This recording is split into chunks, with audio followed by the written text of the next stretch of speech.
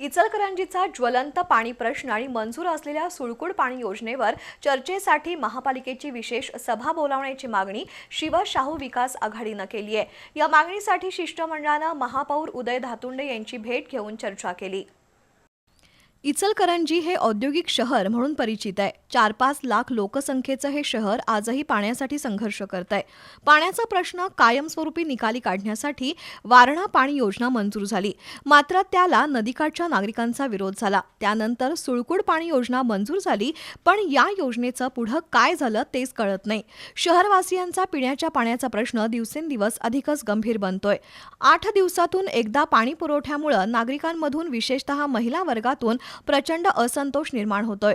त्यामुळे पाणी प्रश्न, सुळकुड पाणी योजनेवर चर्चेसाठी तसंच कायमस्वरूपी पाणी योजना राबवण्यासाठी विशेष सभा बोलावण्याची मागणी शिवशाहू विकास आघाडीनं केली आहे। या मागणीसाठी शिष्टमंडळानं महापौर धातुंडे यांची भेट घेऊन चर्चा केली।